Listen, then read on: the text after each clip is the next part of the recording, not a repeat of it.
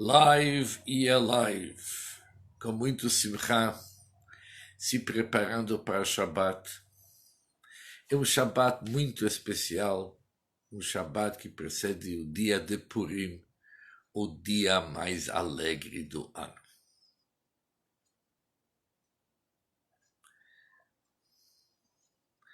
Seguindo o nosso costume, nessa hora, sexta-feira, falar um pouco sobre a leitura da Torá, porção semanal dessa semana. É uma semana super importante. É quando Deus mandou os Bnei Israel naquele tempo e falou o seguinte: Ve'asu li migdash, eles farão um santuário a mim e eu morarei dentro deles. Que boa notícia. Deus diz: fazem um santuário para mim e eu morarei entre vocês. Nesse santuário encontramos vários pedidos de Deus, pedidos individuais. Por exemplo, Vasita Menorat Zahav, Deus pediu para construir uma menorá, um candelabro de ouro puro. E a Torá escreve como que tem que ser esse candelabro, com os mínimos detalhes. Como que era sua base, sua haste, seus cálices, suas esferas e suas flores. Como tem que ser tudo feito de uma peça só. Não é uma montagem, tem que ser feito esculpido de uma peça só. Depois a Torá continua: 6 braços se estenderão de seus lados, 3 braços da menorá de um lado e 3 braços da menorá do outro lado. Ou seja, no total, tivemos 7 velas acesas. 7 fogos, 7 velas. E depois a Torá termina que essa vela tem que ser acesa tamid, sempre, constante, é contínuo. Daqui nossos sábios aprenderam que uma vela estava acesa o tempo inteiro. 24 horas por dia aquela vela estava acesa. Uma das velas que está num dos extremos, extremo leste, ia queimar para 24 horas. Os outros 6, somente à noite. Mas uma vela tinha que ser aceso constante. Por isso, é chamado tamid. Tamid significa sempre. Quem de vocês entra numa sinagoga, vocês vão ver que lá bem na frente, antes da arca sagrada, tem uma vela pendurada que é chamada Ner Tamid, a vela eterna, constante. Isso é lembrança daquilo que a Torá chama Ner Tamid, uma vela constante tem que ser acesa. E essa palavra Tamid, sempre constante, encontramos várias vezes na construção do Bet HaMikdash. Por exemplo, também foi construída uma mesa, Vasita Shulchan, vocês farão para mim uma mesa de ouro puro. E essa mesa, aliás, uma mesa feita a Seichitim faleirado, ela era feita de madeira da acácia e tinha que ser coberto com uma camada de ouro puro. Não de ouro puro, camada, coberto. Ou seja, tinha que ser coberto, tinha que cobrir aquela mesa com a camada de ouro puro.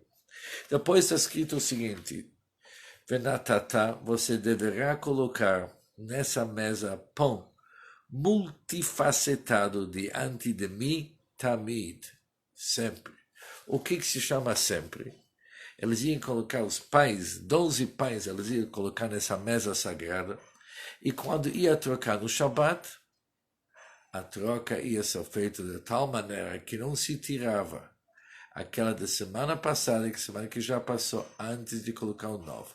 De tal forma que na mesa sempre tinha lechem hapanim, esse pão multifacetado, e sempre, de novo encontramos a palavra sempre. A terceira vez, sobre o altar onde que eles iam trazer todos os sacrifícios daquele tempo, a Torá faz questão de novo falar a palavra tamid, sempre, o fogo sempre aceso no altar. E o Talmud pergunta, como que pode ser sempre aceso? Eles viajavam tanto, tinham que desmontar. O fogo, quando viajavam, não era apagado, diz o Talmud, de jeito nenhum.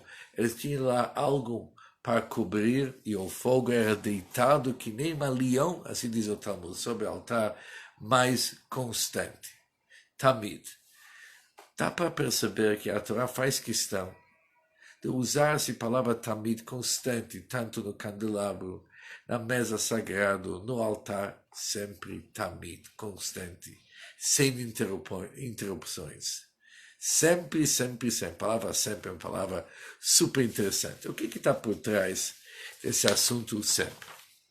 Nós somos acostumados, não com a palavra sempre. Por exemplo, a gente precisa de um day off, a gente precisa de descansar. Cada organização e cada sociedade, ela tem vários dias durante o ano quando eles estão fechados. Mesmo se vai para o correio, você vai descobrir uma placa que diz o seguinte: hoje nós somos fechados.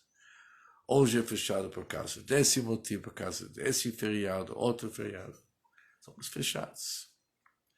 Sempre tem dias durante o ano que está fechado. Mas tinha um lugar que nunca fechou. Nem durante o dia, nem durante a noite. Sempre estava aberto. Também nunca fechou para fazer reforma.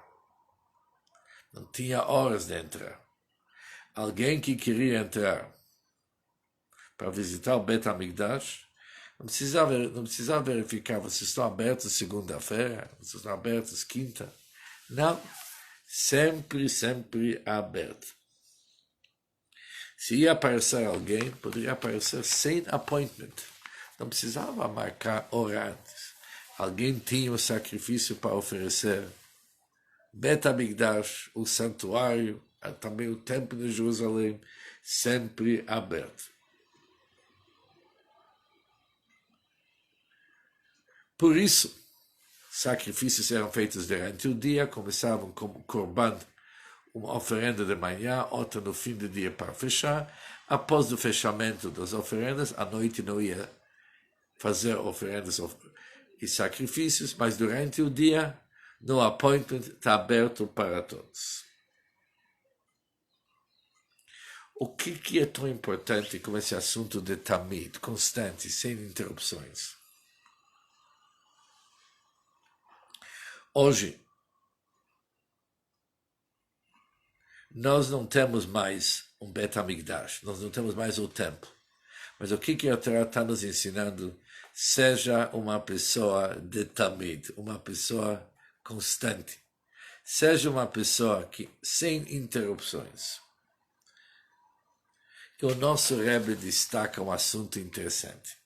O nosso Código dos Leis começa com Shiviti Hashem lenegdi tamid. Eu coloco Deus diante de mim sempre. Sempre que nós devemos pensar que Deus está com nós, Deus está na nossa frente, sempre. Não é que tem alguns dias durante o mês que nós podemos tirar férias desse conceito.